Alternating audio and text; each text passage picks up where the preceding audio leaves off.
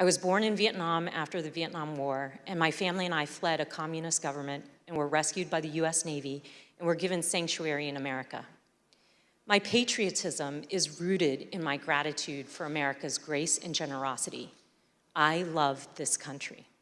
Hi, I'm Roger Stone. I'm a Western chauvinist. I refuse to apologize for creating the modern world. Thank you, Roger.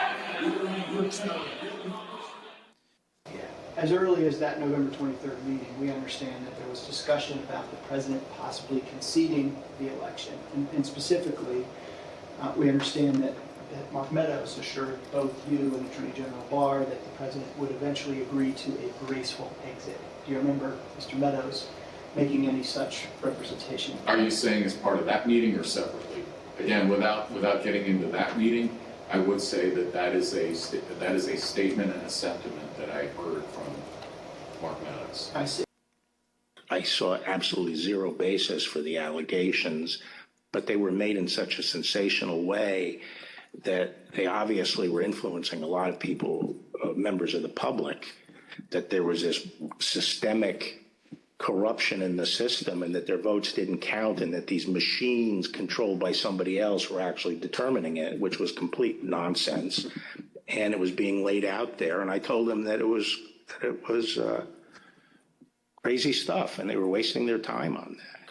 And it was doing a grave disservice to the country. And then at that point I left. And as I walked out of the Oval Office, Jared was there with Dan Scavino, who ran the president's social media, and who I thought was a reasonable guy and believe is a reasonable guy. And I said, how long is he going to carry on with this stolen election stuff? Where's this going to go? And by that time, Meadows had caught up with me and leaving the office and caught up to me and said that he said, look, I think that he's becoming more realistic and knows that there's a limit to how far he can take this. And then Jared said, yeah, we're working on this. We're working on it.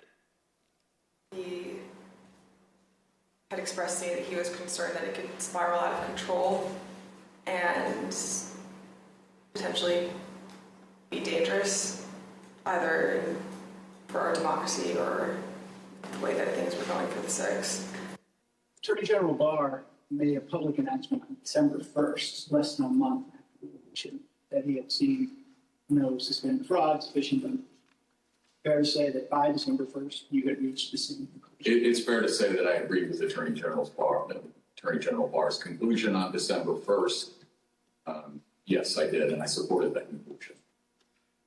There was a real question in my mind and a real concern, particularly after the Attorney General had reached the conclusion that there wasn't sufficient election fraud to change the outcome of the election. When other people kept suggesting that there was, the answer is, what is it? And at some point, you have to put up or shut up. That was my view. My recollection is the president said something like, well, we could get to the bottom. Some people say we could get to the bottom of this if the department seized the machines. It was a typical way of raising a point. And I said, absolutely not. There's no probable cause, and I'm not going to seize any machines. And that was that. Yeah. You sent to Mo Brooks's office, and when I say you, I mean you or the campaign? There are some very, very general documents as far as say, for example, here are the handful of dead people in several different states. Here are explanations on a couple of the legal challenges, as far as saying that the rules were changed in an unconstitutional manner, but it was to say that it was thin is probably an understatement. You never came to learn or understand that Mayor Giuliani had produced evidence of election fraud. Is that fair? That's fair.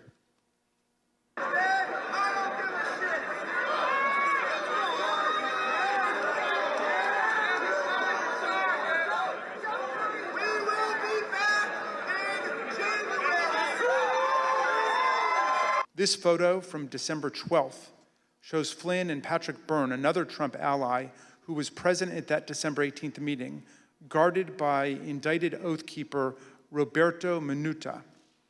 Another view of this scene shows Oath Keepers leader Stuart Rhodes in the picture as well. In the same time frame, Stone communicated with both the Proud Boys and the Oath Keepers regularly. The committee obtained encrypted content from a group chat called Friends of Stone, FOS, which included Stone, Rhodes, Tario, and Ali Alexander. The chat focused on various pro-Trump events in November and December of 2020, as well as January 6th. He needs to know from you that you are with him, that if he does not do it now while he is commander-in-chief, we're going to have to do it ourselves later in a much more desperate, much more bloody war. Let's get it on now while he is still the commander-in-chief. Hooah! You oath breakers! Do your fucking job! Give us 1 hour! 1 hour! December 14th was the day that the states certified their votes and sent them to Congress. And in my view, that was the end of the matter. I didn't see, I thought that this would lead inexorably to a new administration. I told him that my personal viewpoint was that the Electoral College had met, which is the system that our country is set under to elect a president and vice president. And I believed at that point that the means for him to pursue litigation was probably closed. And do you recall what his response, if any, was? He disagreed. In my view, upon the conclusion of litigation was when I began to plan for life after the administration. And so I had to put a call into the president. I might have called on the 13th. We spoke, I believe, on the 14th, in which I conveyed to him that I thought that it was time for him to acknowledge that President Biden had prevailed in the election. But I communicated to the president that when that legal process is exhausted and when the electors have voted, that's the point at which that outcome needs to be expected. I told him that I did believe, yes, that once those legal processes were run, if fraud had not been established, that had affected the outcome of the election, that unfortunately I believed that what had to be done was concede the outcome. Yesterday, electors met in all 50 states. So as of this morning, our country has officially a president-elect and a vice president-elect. Many millions of us had hoped the presidential election would yield a different result. But our system of government has processes to determine who will be sworn in on January the 20th. The Electoral College has spoken. So today I want to congratulate President-elect Joe Biden. I perceived his goal with all of this to keep Trump in office. He had very seriously and deeply considered the allegations of voter fraud. But when he began acknowledging that maybe there wasn't enough voter fraud to overturn the election, I witnessed him start to explore potential constitutional loopholes more extensively, which I then connected with John Eastman's theories. The executive order behind me on the screen was drafted on December the 16th, just 2 days after the Electoral College vote, by several of the president's outside advisors over a luncheon at the Trump International Hotel. As you can see here, this proposed order directs the Secretary of Defense to seize voting machines, quote, effective immediately, but it goes even further than that. Under the order, President Trump would appoint a special counsel with the power to seize machines and then charge people with crimes with all resources necessary to carry out her duties. The specific plan was to name Sidney Powell as special counsel. I don't think Sidney Powell would say that I thought it was a good idea to appoint her as special counsel. I was vehemently opposed. I didn't think she should have been appointed to anything. Why was this, on a broader scale, a bad idea for the country? To have the federal government seize voting machines, that's a terrible idea for the country. That's not how we do things in the United States. There's no legal authority to do that. And there is a way to contest elections, that happens all the time. But the idea that the federal government could come in and seize election machines, I don't understand why I would even have to tell you why that's a bad idea for the country. It's a terrible idea. Did you believe that it was going to work, that you were going to be able to get to see the president without an appointment? I had no idea. In fact, you did get to see the president without an appointment. We did. How much time did you have alone with the president? And I say alone, you had other people with you, but right from his aides before the crowd came running? Probably no more than 10 or 15 minutes. I bet Pat Cipollone set a new land speed record. I got a call either from Molly or Hirschman that I need to get to the Oval Office. So that was the first point that I had recognized. Okay, there was nobody in there from the White House. Mark's gone. What's going on right now? I opened the door and I walked in. I saw General Flynn. I saw Sidney Powell sitting there. I was not happy to see the people in the Oval Office. Explain why. Well, again, I don't think they were providing. Well, first of all, the overstock person, I've never knew who this guy was. Actually, the first thing I did, I walked in, I looked at him, and I said, "Who are you?" And he told me. I don't think any of these people were providing the president with good advice, and so I didn't understand how they had gotten in. In the short period of time that you had with the president, did he seem receptive to the presentation that you were making? He was very interested in hearing particularly about the CISA finding and the terms of 13848 that apparently nobody else had bothered to inform him of. He asked Pat Cipollone if he had the authority to name me special counsel, and he said yes. And then he asked him if he had the authority to give me whatever security clearance I needed, and Pat Cipollone said yes. And then the president said, okay, I'm naming her that, and I'm giving her security clearance. And then shortly before we left, and it totally blew up, was when Cipollone and or Hirschman and whoever the other young man was said, you can name her whatever you want to name her, and no one's going to pay any attention to it. How did he respond? How did the president respond to that? Something like, you see what I deal with this all the time. Ms. Hutchinson reported that the meeting in the West Wing was unhinged. I was asking, like, you claim the Democrats were working with Yugoslavs, Venezuelans, and whomever else. And at one point, General Flynn took out a diagram that supposedly showed IP addresses all over the world, and who was communicating with whom via the machines, and some comment about like Nest thermostats being hooked up to the internet. So it's been reported that during this meeting, Ms. Powell talked about Dominion voting machines and made various election fraud claims that involve foreign countries such as Venezuela, Iran, and China. Is that accurate? Sure. Was the meeting tense? Oh, yeah. It was not a casual meeting. Explain. I mean, at times there were people shouting at each other, hurling insults at each other.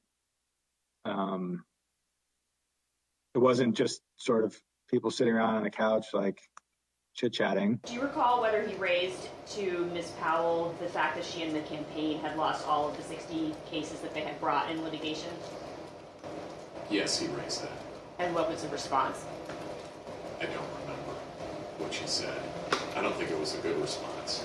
Cipollone and Hirschman and whoever the other guy was showed nothing but contempt and disdain of the president. Yeah, I remember the three of them were really sort of forcefully attacking me verbally. Derek, and we were pushing back, and we were asking one simple question as a general matter. Where is the evidence? So, what response did you get when you asked Ms. Powell and her colleagues, where's the a variety of responses based on my current recollection, including, can't believe you would say something like, things like this, like, what do you mean, where's the evidence? You should know, and things like that, or, a disregard, I would say, a general disregard for the importance of actually backing up what you say with facts. And, then there was discussion of, well, we don't have it now, but we will have it or whatever. I mean, if it had been me sitting in his chair, I would have fired all of them that night and had them escorted out of the building. But Derek and I both challenged what she was saying. And she says, well, the judges are corrupt. And I was like, everyone? Every single case that you've done in the country you guys lost, every one of them is corrupt, even the ones we appointed? And I'm being nice. I was much more harsh to her. So one of the other things that's been reported that was said during this meeting was that President Trump told White House lawyers, Mr. Hirschman and Mr. Cipollone, that they weren't offering him any solutions, but Ms. Powell and others were. So why not try what Ms. Powell and others were proposing? Do you remember anything along those lines being said by President Trump? I do. That sounds right. I think that it got to the point where the screaming was completely out there. I mean, you get people walk in, it was late at night, it had been a long day, and what they were proposing, I thought was nuts. I'm gonna categorically describe it as you guys are not tough enough. Or maybe I put it another way, you're a bunch of pussies. Excuse the expression, but I'm almost certain the word was used. Flynn screamed at me that I was a quitter and everything, kept on standing up and turning around and screaming at me. And at a certain point I had it with him. So I yelled back. I had to come over, or sit your effing ass back down. The president and the White House team went upstairs to the residence, but to the public part of the residence, the big parlor where you can have meetings in the conference room. Oval? They call it the yellow oval? Yes, exactly, the yellow Oval Office. I always called it the upper. And I'm not exactly sure where the Sydney group went. I think maybe the Roosevelt room. And I stayed in the cabinet room, which is kind of cool. I really like that. All by myself.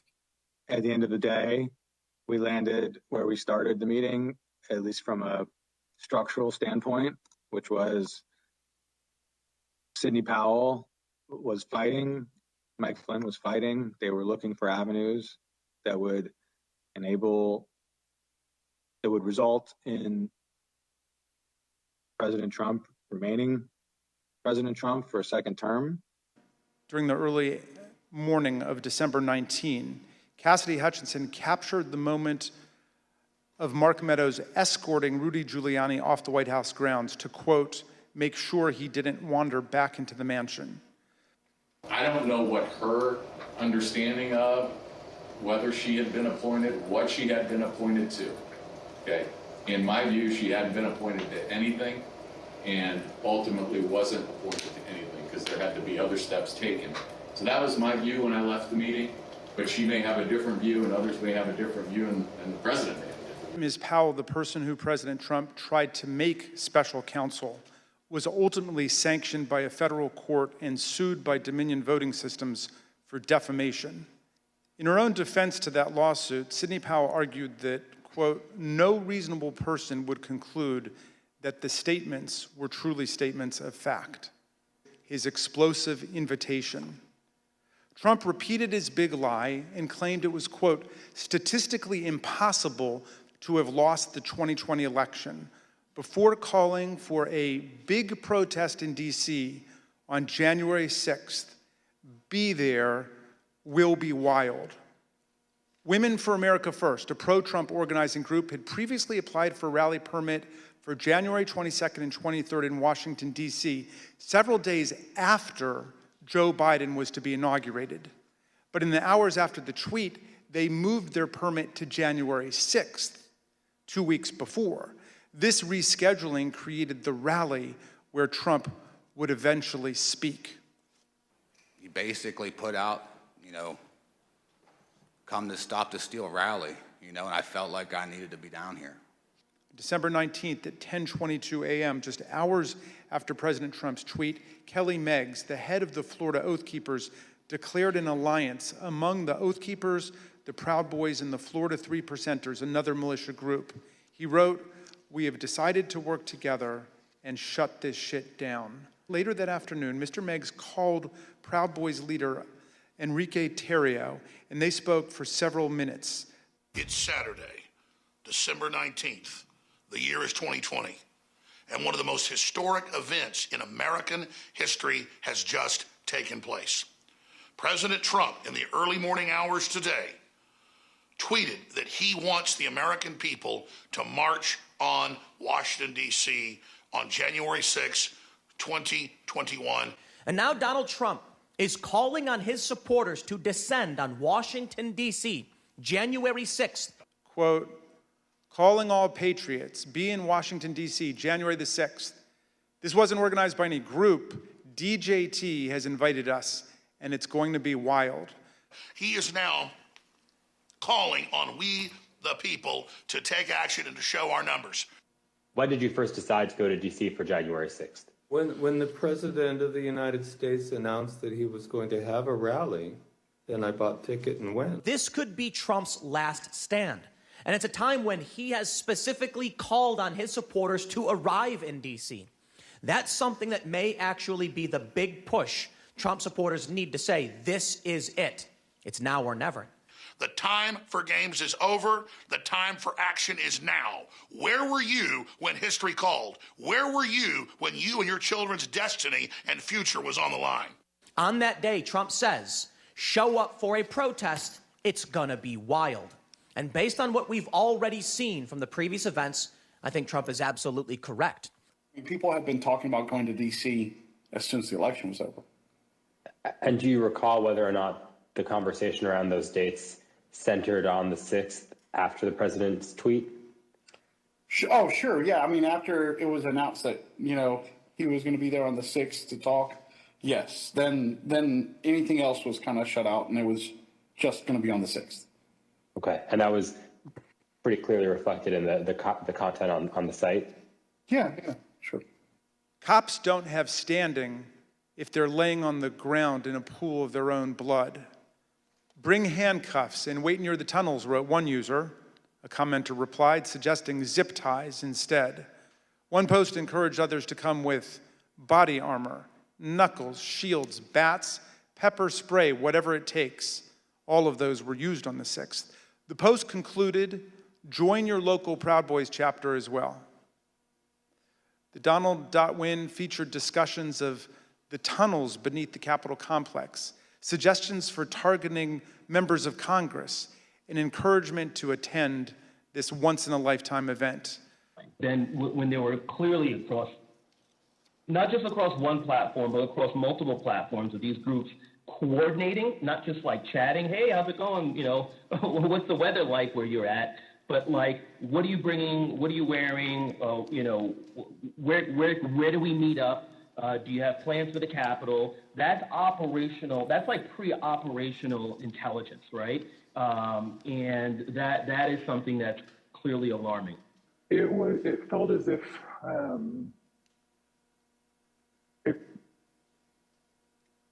a mob was being organized, and they were gathering together their weaponry and their logic and their reasonings behind why they were prepared to fight. My concern was that the former president, for seemingly the first time, was speaking directly to extremist organizations and giving them directives. We had not seen that sort of direct communication before. And that concerned me. I very much believe that Donald Trump posting this tweet on December 19th was essentially staking a flag in DC on January 6th for his supporters to come and rally. And you were concerned about the potential for this gathering becoming violent? Absolutely. We got derogatory information from OSINT suggesting that some very, very violent individuals were organizing to come to D.C. And not only were they organizing to come to D.C., but they were these groups, these non-aligned groups were aligning. And so all the red flags went up at that point. You know, when you have armed militia, collaborating with white supremacy groups, collaborating with conspiracy theory groups online, all toward the common goal, you start seeing what we call in terrorism a blended ideology, and that's a very, very bad sign. The Proud Boys launched an encrypted chat called the Ministry of Self-Defense. The committee obtained hundreds of these messages, which show strategic and tactical planning about January the 6th, including maps of Washington, D.C. that pinpoint the location of police. In the weeks leading up to the attack, leaders in both the Proud Boys and the Oath Keepers worked with Trump allies. Ali Alexander, leader of the Stop the Steal organization and a key mobilizer of Trump supporters, registered wildprotest.com, named after Trump's tweet. Wildprotest.com provided comprehensive information about numerous newly organized protest events in Washington. It included event times, places, speakers, and details on transportation to Washington, D.C. The president's private schedule for December 21st, 2020 shows a private meeting with Republican members of Congress. We know that Vice President Pence, Chief of Staff Mark Meadows, and Rudy Giuliani also attended that meeting. We obtained an email that was sent from Congressman Mo Brooks of Alabama to Mark Meadows setting up that meeting. The subject line is White House meeting December 21st regarding January 6th. In his email, Congressman Brooks explained that he had not asked anyone to join him in the, quote, January 6th effort, because in his view, quote, only citizens can exert the necessary influence on senators and congressmen to join this fight against massive voter fraud and election theft. Your view, Mr. Cipollone, upon those discussions with Mr. Philbin, with Greg Jacob, what was your assessment as to what the Vice President could or could not do at the joint session? What was my assessment about what he could or couldn't do? Yes, your view of the issue. My view was that the Vice President didn't have the legal authority to do anything except what he did. We received testimony from various people about this. One was Jason Miller, who was on the campaign, said that the way it was communicated to me was that Pat Cipollone thought the idea was nutty, and at one point confronted Eastman basically with the same sentiment. I don't have any reason to contradict what he said. Why don't we just kill them, every last Democrat, down to the last man, woman, and child? And it's time for the day of the rope. White revolution is the only solution. You better understand something, son. You better understand something. Red wave, bitch.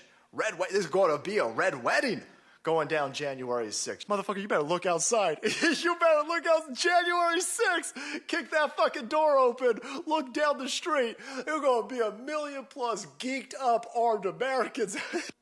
One user asked, is the 6th D-Day? Is that why Trump wants everyone there?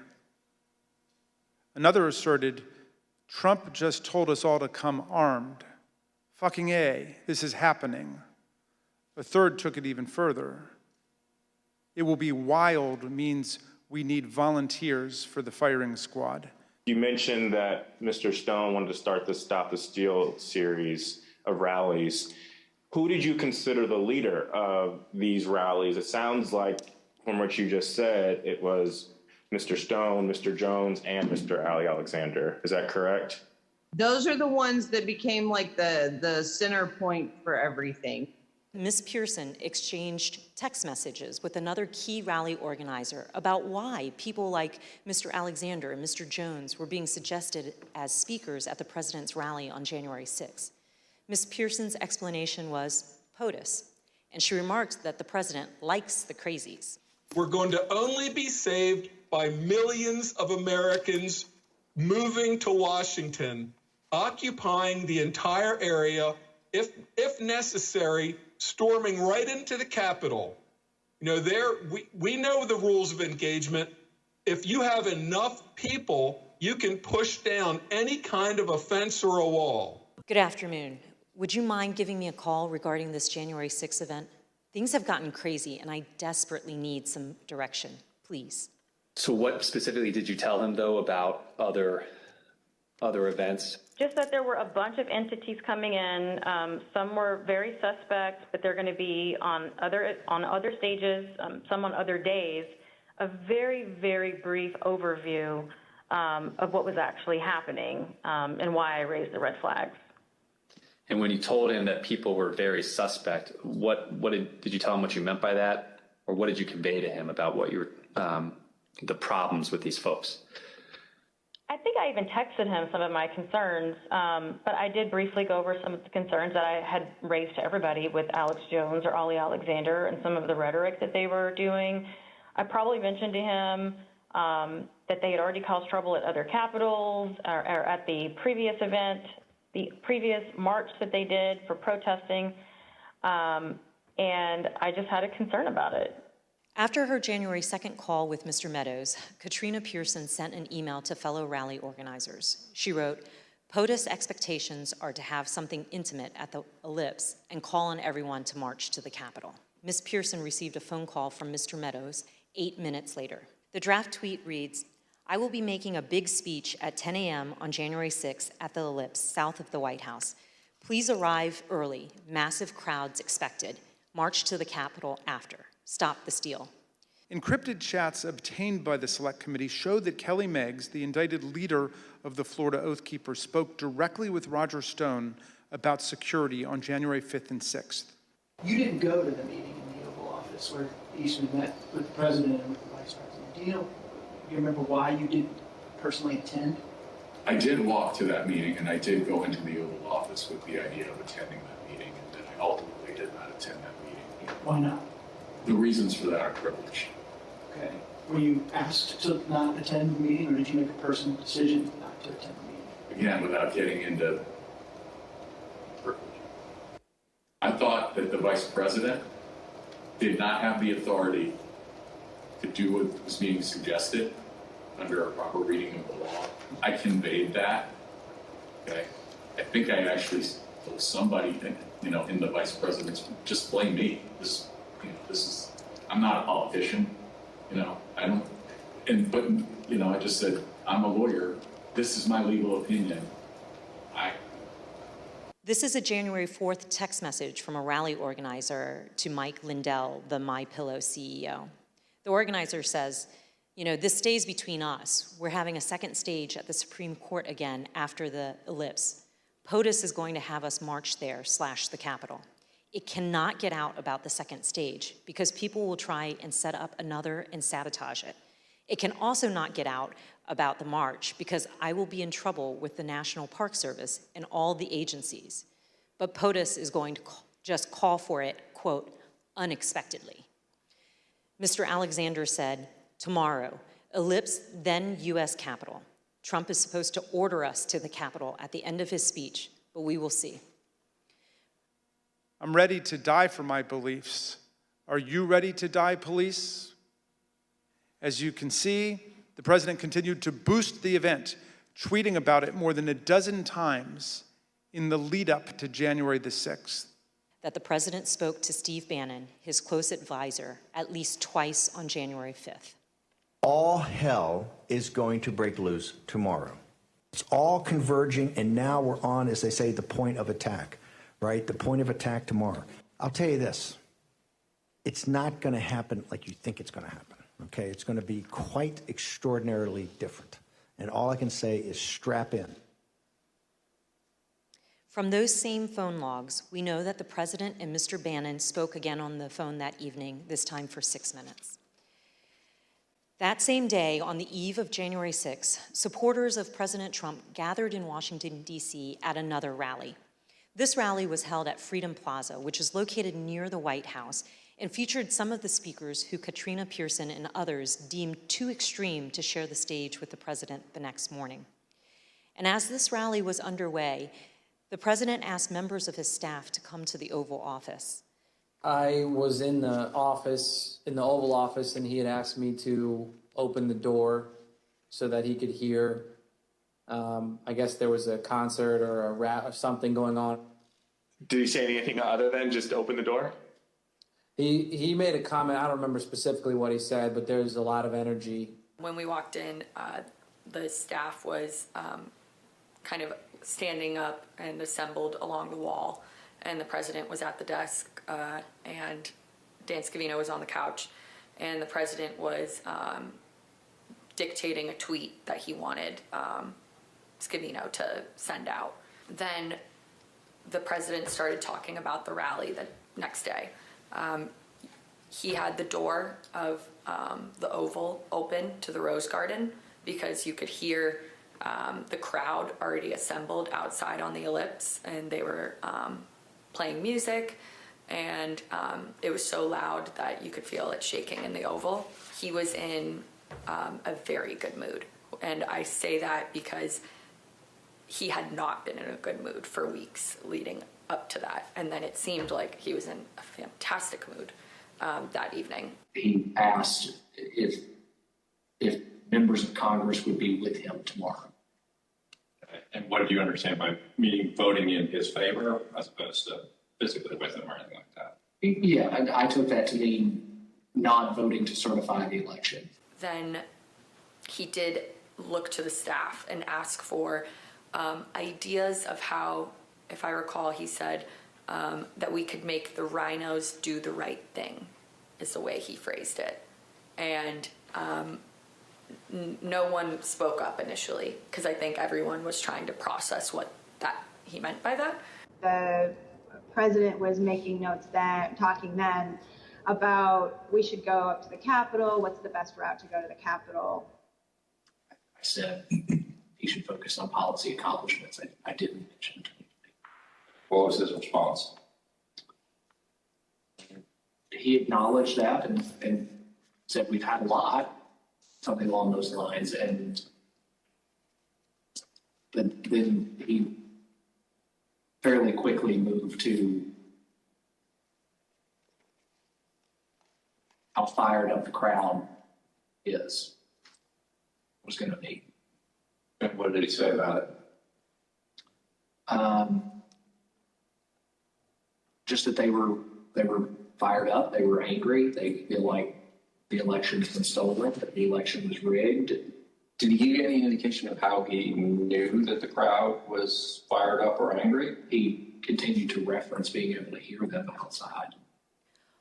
Washington is being inundated with people who don't want to see an election victory stolen by emboldened radical left Democrats. Our country has had enough. They won't take it anymore. To the crowds gathering in D.C., he added, "We hear you and love you from the Oval Office." This is nothing less than an epic struggle for the future of this country between dark and light, between the godly and the godless, between good and evil. And we will win this fight, or America would step off into 1,000 years of darkness. Tomorrow, trust me, the American people that are standing on the soil that we are standing on tonight, and they're going to be standing on this soil tomorrow, this is soil that we have fought for, and we will fight for in the future. The members of Congress, the members of the House of Representatives, the members of the United States Senate, those of you who are feeling weak tonight, those of you that don't have the moral fiber in your body, get some tonight, because tomorrow we the people are going to be here, and we want you to know that we will not stand for a lie. We will not stand for a lie. I want them to know that 1776 is always an option.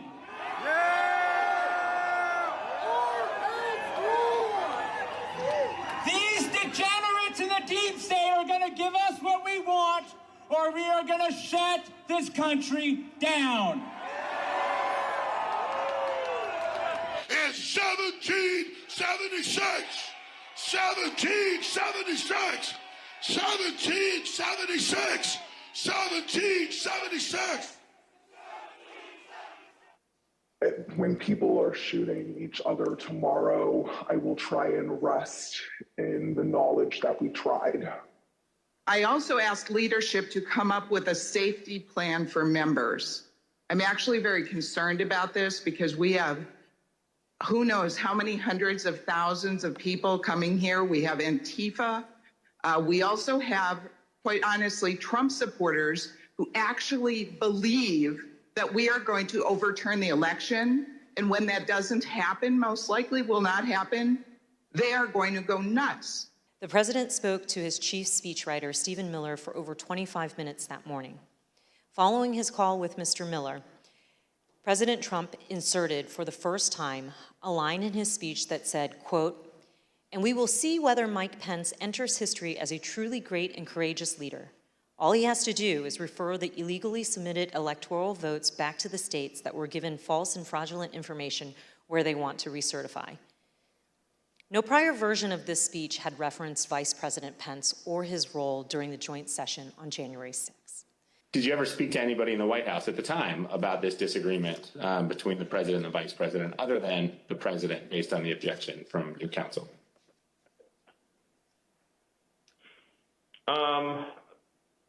Maybe had a brief conversation about it with Eric Hirschman. Tell me about that. What do you remember him saying to you about this disagreement? I just remember him saying that that he had a I don't want to get this wrong. Sort of something to the effect of thinking that it would be counterproductive. I think he thought to discuss the matter publicly. So it came up in the context of editing the president's speech on January the 6th? It just came up in the conversation where Eric knew it was in the speech, and so he had a sidebar with me about it. And so the speechwriters took that advice and removed the lines about Vice President Pence. As you can see in this email, after Vice President Pence told President Trump that he would not unilaterally deliver him a second term in office, the speechwriters were directed to reinsert the Mike Pence lines. And as I recall, there was a very tough sentence about the vice president that was added. Why did he have to be calmed down, I should say? Well, she shared that he had called the vice president a not an expletive word. I think that bothered her, and I think she could tell based on the conversations and what was going on in the office that he was angry and upset, and people were providing misinformation. And she felt like she might be able to help calm this situation down, at least before he went on to stage. It's been reported that you ultimately decided to attend the rally because you hoped that you would calm the president and keep the event on an even keel. Is that accurate? No, I don't know who said that or where that came from. Because you'll never take back our country with weakness. You have to show strength and you have to be strong. So I hope Mike has the courage to do what he has to do. And I hope he doesn't listen to the rhinos and the stupid people that he's listening to. We fight like hell. And if you don't fight like hell, you're not going to have a country anymore. but we're going to try and give our Republicans, the weak ones, because the strong ones don't need any of our help, we're going to try and give them the kind of pride and boldness that they need to take back our country. So let's walk down Pennsylvania Avenue. So why'd you decide to march to the Capitol? Well, basically, the president, got everybody riled up, told everybody to head on down. So we basically were just following what he said. So as you started marching, did you think there was still a chance the election would be overturned? Yeah, at that time I did, because everybody was kind of like in the hope that, Vice President Pence was not going to certify the election. Also the whole time on our way down there, we kept hearing about this big reveal I remember us talking about, and we kind of thought maybe that was it. So that hope was there. Did you think that the president would be marching with you? Yeah, I think everybody thought he was going to be coming down. He said in his speech, kind of like he's going to be there with us. So, I think I believed it. Mr. Ayers, when you entered the Capitol last year, did you believe that the election had been stolen? At that time, yeah. Everything that I was seeing online, I definitely believed that that's exactly what that was the case. 4 decades after my family fled a place where political power was seized through violence, I was in the United States Capitol, fleeing my fellow Americans. Was it necessary for you to continue to push for a statement directing people to leave all the way through that period of time until it was ultimately issued after? I felt it was my obligation to continue to push for that, and others felt it was their obligation as well. Would it have been possible at any moment for the president to walk down to the podium in the briefing room and talk to the nation at any time between when you first gave him that advice at 2 o'clock and 4:17 when the video statement went out? Would that have been possible? Would it have been possible? Yes. Yes, it would have been possible. What made you decide to leave? Basically, when President Trump put his tweet out, we literally left right after that come out. Mr. Pascal said, quote, "This is about Trump pushing for uncertainty in our country, a sitting president asking for civil war." And then when he said, "This week I feel guilty for helping him win," Katrina Pearson responded, "You did what you felt right at the time, and therefore it was right." Mr. Pascal added, "Yeah, but a woman is dead. And yeah, if I was Trump and I knew my rhetoric killed someone." When Ms. Pearson replied, "It wasn't the rhetoric," Mr. Pascal said, "Katrina, yes, it was." On January 6th, Stone was guarded by 2 Oath Keepers who have since been criminally indicted for seditious conspiracy. One of them later pleaded guilty, and according to the Department of Justice, admitted that the Oath Keepers were ready to use, quote, "lethal force if necessary against anyone who tried to remove President Trump from the White House, including the National Guard." Here's an email from Rudy Giuliani's lead investigator, Bernie Kerik, on December 28, 2020, to Chief of Staff Mark Meadows. Mr. Kerik did not mince any words. "We can do all the investigations we want later, but if the president plans on winning, it's the legislators that have to be moved, and this will do just that," in a letter that his lawyer wrote to us in November. The letter said, quote, "It was impossible for Mr. Kerik and his team to determine conclusively whether there was widespread fraud or whether that widespread fraud would have altered the outcome of the election." I assume, Pat, that you would agree the president is obligated to abide by the rulings of the courts. Of course. And I assume you also would... Everybody is obligated to abide by rules, of course. And I assume you also would agree the president has a particular obligation to take care that the laws be faithfully executed. That is one of the president's obligations, correct. Can I say a word about the vice president? Please. I think the vice president did the right thing. I think he did the courageous thing. I have a great deal of respect for Vice President Pence. I worked with him very closely. I think he understood my opinion. I think he understood my opinion afterwards as well. I think he did a great service to this country, and I think I suggested to somebody that he should be given the Presidential Medal of Freedom for his actions. Sergeant Aquilino Gunnell is an Army veteran who spent a year on active combat duty in the Iraq War and then 16 years on the Capitol Force. Nothing he ever saw in combat in Iraq, he has said, prepared him for the insurrection, where he was savagely beaten, punched, pushed, kicked, shoved, stomped, and sprayed with chemical irritants, along with other officers, by members of a mob carrying hammers, knives, batons, and police shields taken by force, and wielding the American flag against police officers is a dangerous weapon. Last month, on June 28th, Sergeant Gunnell's team of doctors told him that permanent injuries he has suffered to his left shoulder and right foot now make it impossible for him to continue as a police officer. He must leave policing for good and figure out the rest of his life. Well, I think it gave him a sense of legitimacy, that it was a path forward to move forward with his goals and agendas. I think we need to quit mincing words and just talk about truths. And what it was going to be was an armed revolution. I mean, people died that day. Law enforcement officers died this day. There was a gallows set up in front of the Capitol.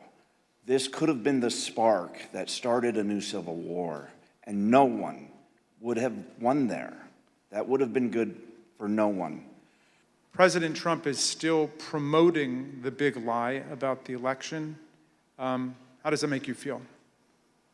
It makes me mad because I was hanging on every word he was saying. Everything he was putting out, I was following it. I mean, if I was doing it, hundreds of thousands or millions of other people are doing it, or maybe even still doing it. It's like he just said about that. You know, you got people still following and doing that. Who knows what the next election could come out? You know, could end up being down the same path we are right now. I mean, just don't know. Biggest thing is I consider myself a family man, and I love my country. I don't think any one man is bigger than either one of those. I think that's what needs to be taken. You know, people dive into the politics, and for me, I felt like I had, you know, like horse blinders on. I was locked in the whole time. Biggest thing for me is take the blinders off, make sure you step back and see what's going on before it's too late.